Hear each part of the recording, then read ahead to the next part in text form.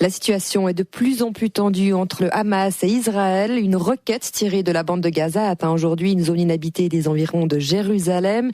Et Israël poursuivait de son côté ses attaques ciblées, dit-elle, sur des objectifs militaires dans la bande de Gaza.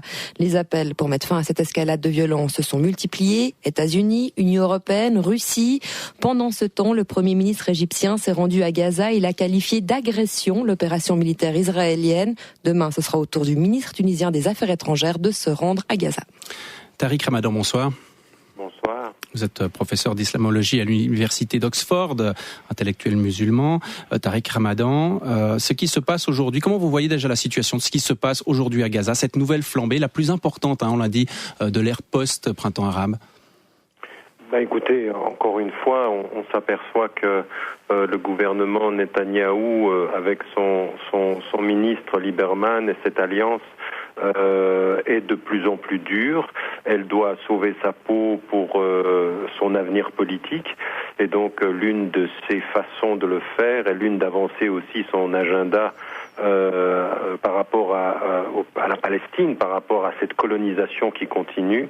Eh bien, c'est à fréquence régulière de frapper fort. On gagne en électeurs, on continue le programme de colonisation et le monde malheureusement se tait. Les élections, c'est la clé, c'est dans quelques jours, dans quelques semaines. C'est la seule explication. Écoutez, c'est l'explication. Vous savez, à partir d'un certain moment, il faut regarder les faits et il faut regarder ce qui est en train de se passer sur le terrain.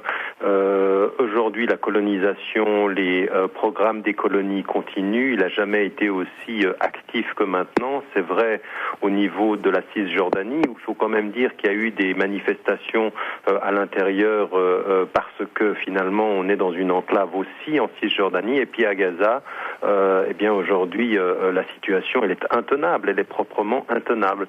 Et au lieu de rentrer dans un processus qui va être un processus de normalisation ou un processus qui va reconnaître les droits légitimes des Palestiniens, on est fondamentalement aujourd'hui en face d'une administration qui veut gagner les élections, qui lie aujourd'hui la question palestinienne à la question iranienne, c'est-à-dire que pour eux tout ce qui se passe dans la région c'est l'Iran, et donc ça veut dire qu'en disant cela, on ne trouvera jamais une solution pour les Palestiniens. Donc on est dans la politique du fait accompli, et en plus de ceci, d'aller nous dire aujourd'hui que Israël est en légitime défense par rapport à ces roquettes qui parviennent et qui blessent des gens ou on tue, et c'est malheureux. En même temps, Tariq Ramadan, la première roquette, le 10 novembre, est partie effectivement du Hamas. Mais non, ça c'est tout systématiquement ce qui nous est dit en Occident et qui est répété, c'est la rhétorique israélienne. Avant qu'il y ait cette requête, ce qu'il faut mettre en évidence, c'est que tous les jours, sans exception, pendant les 8 derniers mois aujourd'hui, où on pourra trouver peut-être 1 ou 2 jours d'exception, les drones sont au-dessus de Gaza, des gens sont ciblés, des gens sont tués, mais on n'en tient pas compte. Alors on va chercher la première requête qui va justifier ce qui est en train de se passer. Avant qu'on parle de la requête, il faut parler de l'intervention systématique et caractérisée des forces de sécurité, des forces militaires israéliennes, et en même temps des drones qui tirent sans pilote et qui tirent et qui tuent.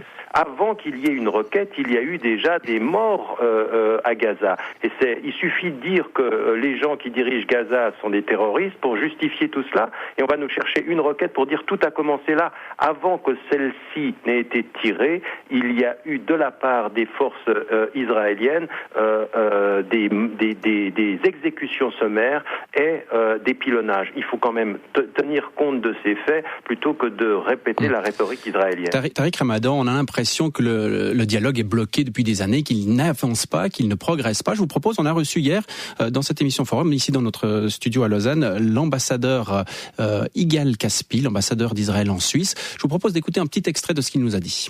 On a marre, vraiment on a marre. Ce que veut faire, c'est d'arrêter ce cycle de violence. Et le moment où c'est pas les Palestiniens, c'est le Hamas décide d'arrêter, Israël va arrêter. En même temps, votre pays a réussi à éliminer le chef militaire du Hamas, qui est tout de même une cible très précise. Quel est l'objectif? C'est un archi-terroriste qui a utilisé tout ce qu'il faut pour heurter Israël. Celui qui a kidnappé Gilad Shalit.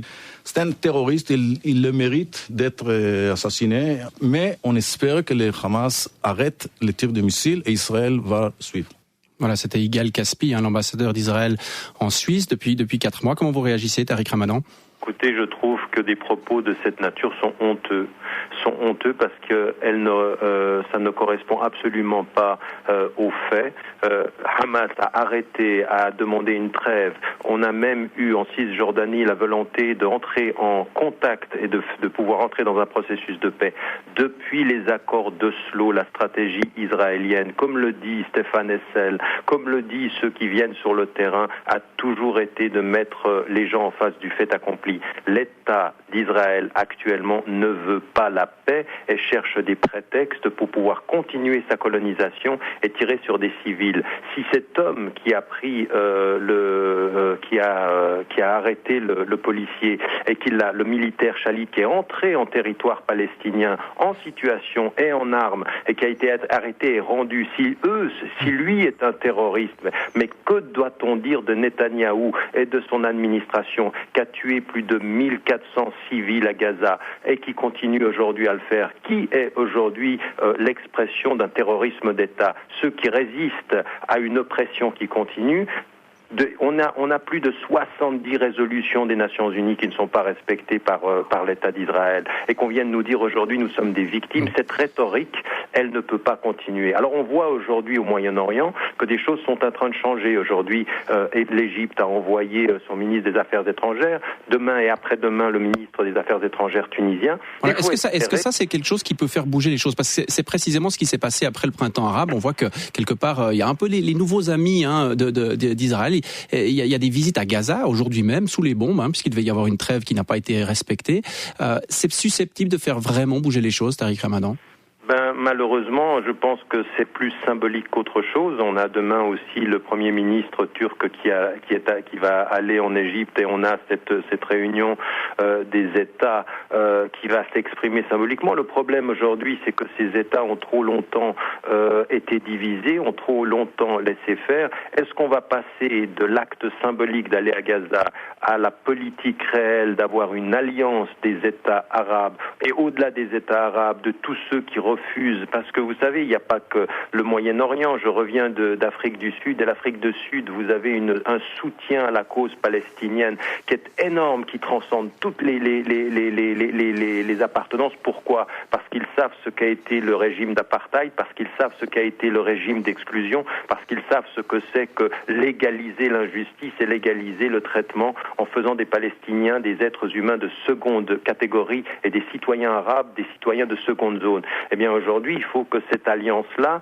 qu'il y ait une réponse. Quand on entend aujourd'hui l'administration américaine nous dire qu'il est légitime à Israël de se défendre, on a de quelques inquiétudes quant à l'avenir et ça continue. Et même avec le deuxième mandat d'Obama, on ne voit rien changer. Merci beaucoup Tariq Ramadan d'avoir été avec nous ce soir. Excellente soirée. Merci à vous.